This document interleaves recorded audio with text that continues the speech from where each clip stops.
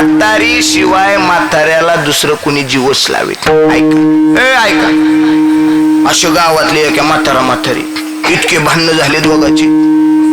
म्हातारा म्हणला जा आजपासून बोलणारच नाही. कमून म्हातारपणात होते त्यांची त्यांनाच माहिती बाबा, आपल्याला तर काय मिळेल नाही. म्हातारी म्हणली जाय जाय माझ्याच पगाराव जगतो.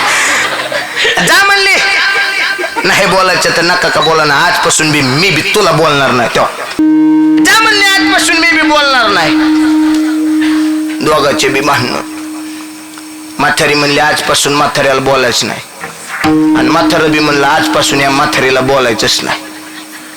मग मला आता इमानदारीने सांगा, म्हाताऱ्याचं बी ठरलंय म्हातारीला बोलायचं, आणि म्हाताऱ्याचं बी ठरलंय म्हातारीला बोलायचं.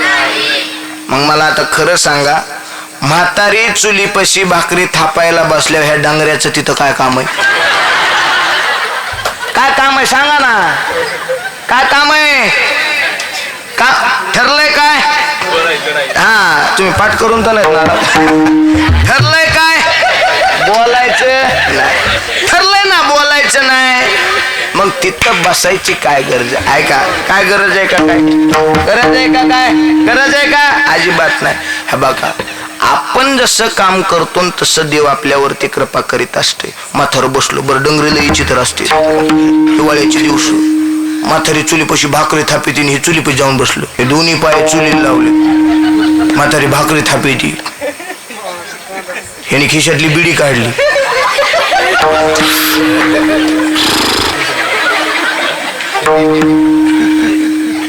कुणाच्या अंगावर धूर सोडला असं?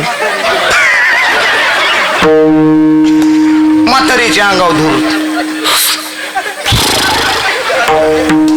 म्हातारीला इतका राग यायचा, इतका म्हातारीला राग यायचा. पण ठरलंय काय? ठरलंय काय? तंटमुक्ती अध्यक्ष ठरलंय काय? बोलायचं नाही. वरचीवरच म्हातार जसं जसं इस्तू जसं जसं गरम लागून तसं तसं हा बघ धोतर असं करून खाजायला तिच्या लय राग यायचा. हो म्हातारीला लय राग यायचा. पण ठरलंय काय? ठरलंय काय? बोलायचं नाही. पण एवढे नाटकं चालून तेवढ्यात त्या नाटकाच्या नादात म्हाताऱ्याच्या धोत्राला इस्तू लागला. तो बघितला ना म्हातारीने. आता कळवाळा कोणाला येणार आहे? पण ठरलंय काय?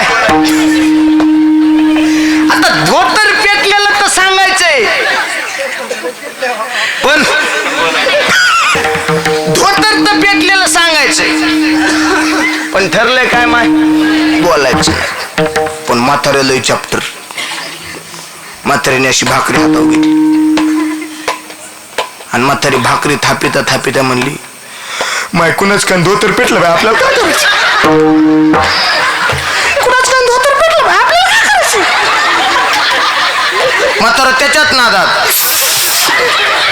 कोणाचं पेटलं तू काय करायचं? कुणाचं पेटलं तू काय करायचं?